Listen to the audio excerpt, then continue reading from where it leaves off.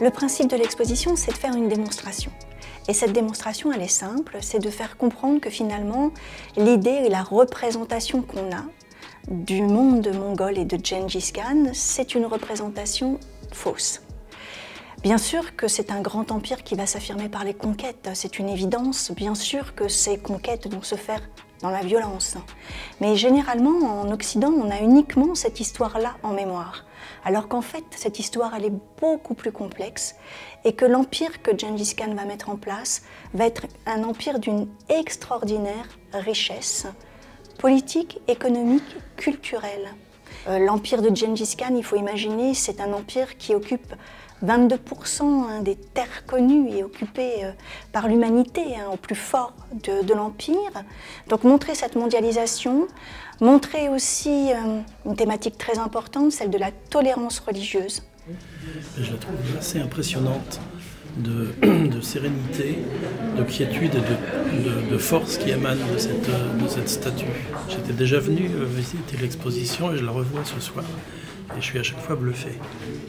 C'est la représentation d'un bodhisattva. Un bodhisattva, c'est quelqu'un qui, dans la religion bouddhique, a atteint un état qui lui permettrait d'aller au nirvana, mais qui renonce à cela pour aider les êtres humains à atteindre le même état de sagesse que lui et à atteindre justement le nirvana. Le visage est très apaisé. Si vous regardez les traits, il y a quelque chose qui est à la fois de l'ordre de la méditation et de l'éveil.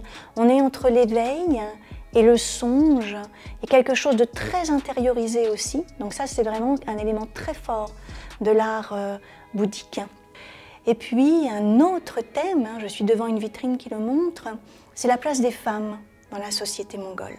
Cette place des femmes m'a beaucoup surprise, moi, personnellement. Je n'imaginais pas, en fait, que les femmes dans l'Empire mongol pouvaient avoir une importance à ce point-là. Donc elles sont très importantes politiquement. On est ici devant une vitrine qui évoque la Khatoun, l'épouse du Khan.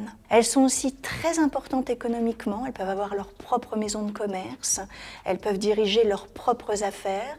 Elles sont importantes dans le monde de la guerre. Il y a des femmes guerrières. Et elles sont aussi très importante dans le monde spirituel puisque les femmes peuvent être chamanes. Donc vous voyez, c'est un univers de pouvoirs très divers en fait, à une époque où dans le monde occidental et notamment en France, la situation n'est pas du tout la même. Je trouve que ces femmes sont merveilleuses, ces impératrices, ces princesses mongoles. Elles sont belles, elles sont parées, très féminines déjà pour l'époque.